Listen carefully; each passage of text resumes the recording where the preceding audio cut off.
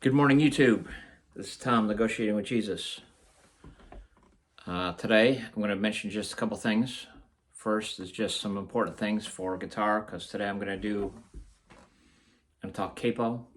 I have a capo. Some people don't like that you stick a capo on the headstock of your guitar. They think that makes your guitar look less pretty, less sleek, less whatever. I do keep a capo here because it is a useful thing, and in my songs I play several songs open, and then I play 3 songs in a row capo on the 2nd fret, capo 2. So I'm going to talk about capo 2 for just a second. So capo, to me, if you haven't used a capo, if you haven't purchased a capo, if you're new, a capo is a super useful tool, and I'll tell you why in a second. The other thing that I think is super useful, if you're a new guitar player, a string winder. Changing strings is a glorious but somewhat tedious task. Changing strings, though, when you have a set of strings that have been on for 3 months, you're not a professional, so you're not changing your strings every 3 weeks or whatever. But it's like an oil change. You put new strings on, it's way better than an oil change. An oil change, you might not notice a performance difference. You put new strings on, and the guitar just comes alive. New strings, fresh strings sound, they ring so crisp and clear. New strings are beautiful. It's a bit of a tedious task to unwind all the strings. Unwind the string, you take the E string off, you put a new one on, you have to wind it. It's a bit tedious. A string winder just reduces some of the time and tedium of changing strings. So capo, I'm going to get right back to the capo, because yesterday and the day before I made some kind of breakthrough for me. So I'm an average musician at this level, and I've been doing exercises because I want to get to this level. I want to increase I'm an old dog, I want to learn new tricks.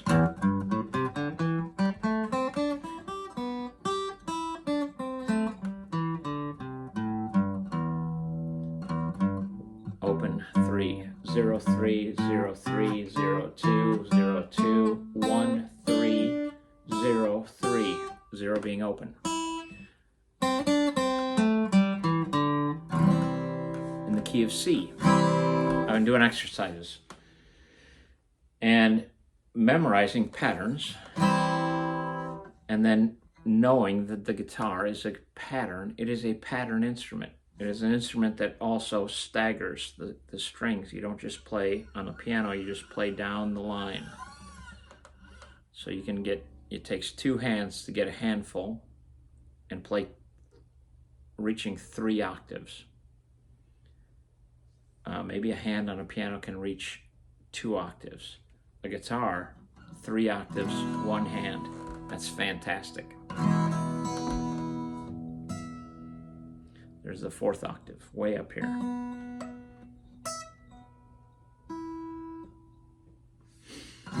Guitar, 3 octaves. Okay, so key of C. I'm playing the cage system, learning a pentatonic scale, and just practicing it over and over.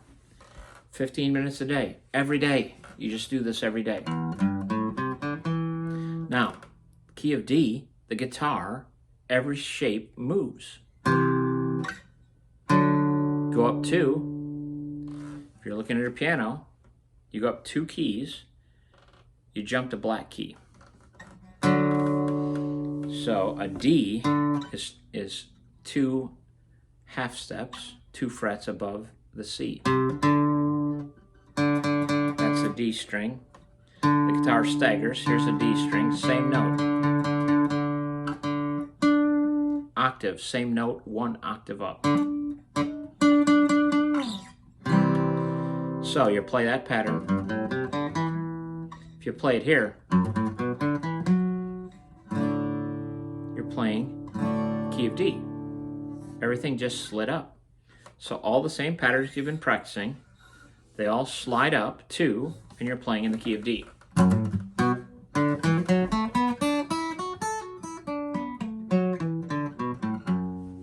You slide 2 more,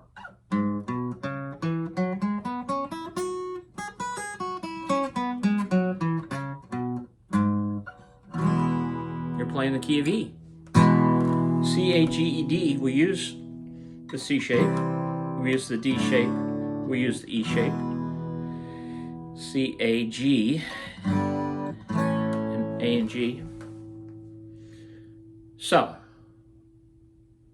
you can memorize or know where all the patterns fit depending on what key you're playing. So, not being classically trained, because we're not, oftentimes we're self-taught, we're going on YouTube to learn this instrument.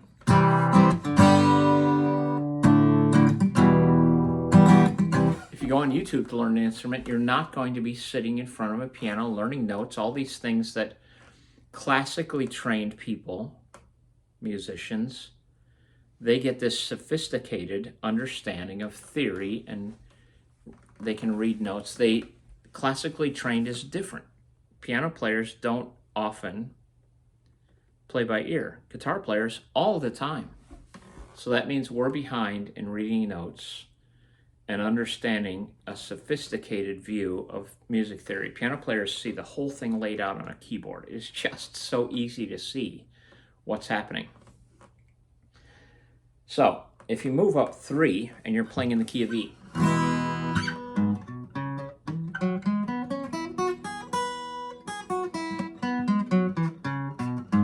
and you started looking at notes, you're going to find there's all these flats. Guitar players love playing an instrument that is built playing the keys that are easy. The key of G, one sharp. The piano player at church was talking about she loves playing flats. Piano players love flats. Guitar players don't love flats. We love the key of G, and give me one sharp, F sharp. So the key of G, I'm in the key of, I was talking the key of E. I'm just going to talk quickly about the last thing. This is going to be a short video. We're 7 minutes in. What guitar players like are the keys that really fit this instrument. So it's C, great, G, great, D, great.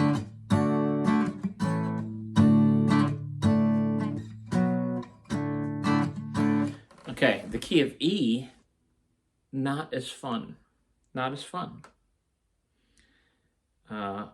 Just because of the way the instrument's laid out. So what guitar players do with their capo, here's the key of C. If you're playing notes and you put a capo right here, this is the nut.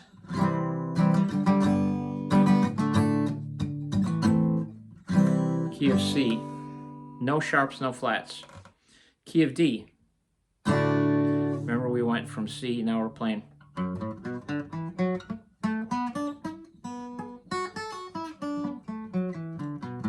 This pattern we were playing here, we move up 2.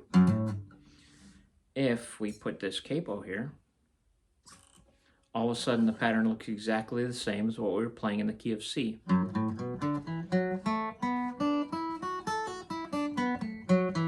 Capo is moving the nut. The key of E, here's what we do with the key of E. We can play the key of C.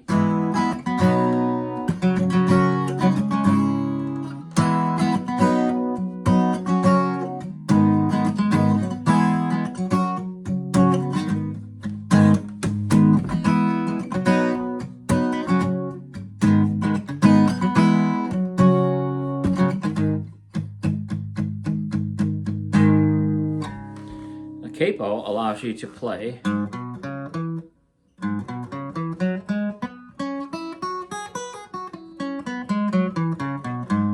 the same thing we've been practicing in the key of C down here. If I play it here, and if I play the D chord, that is an E. Whoops. No, the C chord is an E.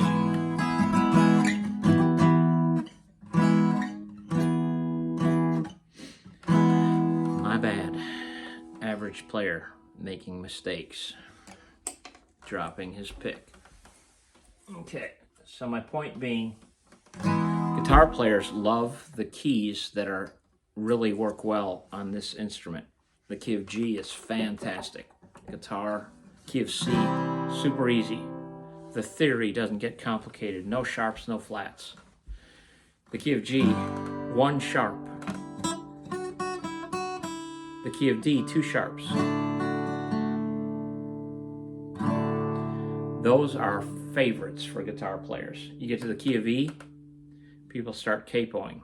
Capoing here, playing a D, and it turns into an E.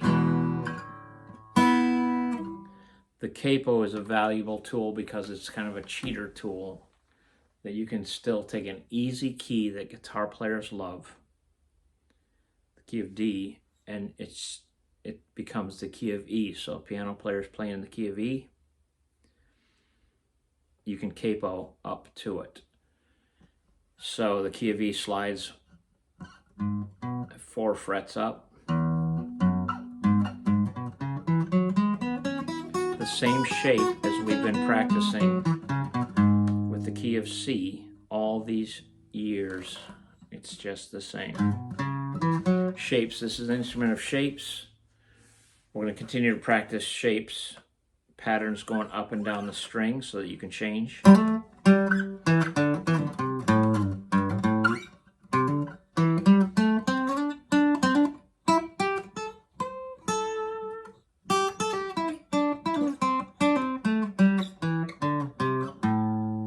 The reason we practice going up and down the strings so you can find the positions quickly, but it is an exercise to make you strong. If you want to be strong, do exercises.